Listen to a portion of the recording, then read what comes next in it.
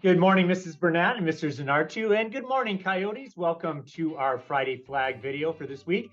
Today is Friday, March 27th. We had another great week with one more before a nice spring break for all of us. But right now, let's begin with the Pledge of Allegiance like we do each time we get together, be it video or live. Please rise. Eyes on the flag. Hand over your heart. Ready, begin. I pledge allegiance to the flag of the United States of America and to the republic for which it stands, one nation, under God, indivisible, with liberty and justice for all. You may be seated. It was loads of fun to be part of a live Friday flag assembly last Friday, which included our awesome grades 3 through 5 choir. Well done, guys and girls. And Miss Miranda and Miss Bryan, thank you for your leadership there. Not sure about getting silly string, though, last Friday, but we made our fundraiser go for the first week, and we were glad to be part of that challenge. So it's a great job rising to that challenge. In our live Friday flag, I also shared what it meant to be helpful and a good steward of the things that we have. Today, let's talk about encouragement. Of course, that's the E in being a hero. I encourage you to encourage others, and this can come in many ways. Use your words that lift up others and not tear them down. Encourage a classmate to do well on a test or special project. Use please and thank you whenever you can, and look out for others on our campus by being safe and respectful. Encouraging others draws others to you in a positive way and makes your friendships rich and rewarding. Always strive to be a hero on this great campus. Students, if you have a good joke to tell, of course, you can record that on the flipgrid.com/cckind. And who knows, maybe you will be featured on one of these Friday flag videos someday. Hey, today we have a joke from Abby. She's a 5th grader in Miss Greenstein's class. Take it away, Abby. Hi, I'm Abby from 5th grade in Mrs. Greenstein's class, and this is a joke. What is the instrument that is found in a bathroom? A tube of toothpaste. Great joke, Abby. Thanks so much for submitting that. Well, hi, Coyotes. I hope your week was a good one. So, Coyotes, let me share with you a little story about something called delayed gratification, which just means waiting until you get your reward. Now, Michael Jordan, he was probably one of the greatest basketball players of all time. Did you know when he was in high school, he actually got cut from his varsity team? That was a huge setback.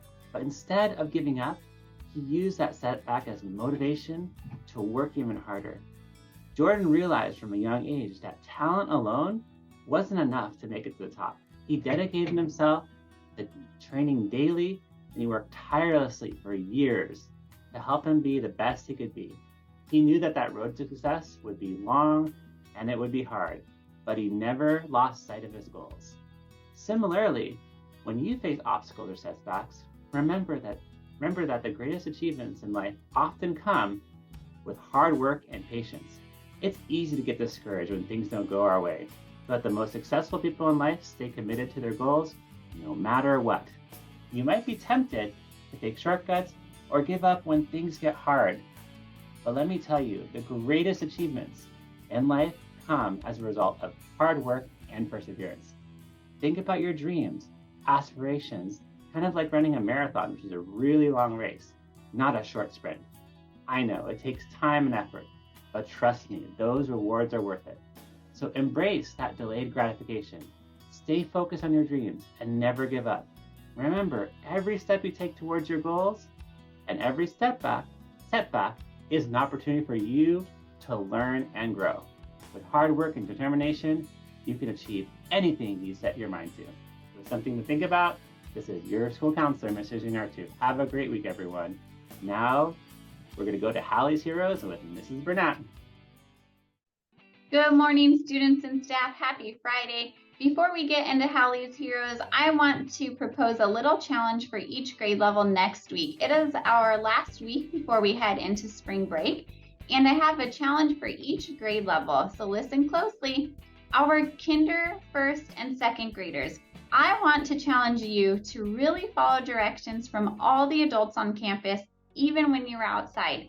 Boys and girls, that means we are not playing tag. I want to challenge you to step into a game maybe you've never played before. That could be wall ball, Foursquare, could be basketball. Try something new. Remember, no tag and hands to yourself. 3rd, 4th, and 5th graders, your turn. Listen closely.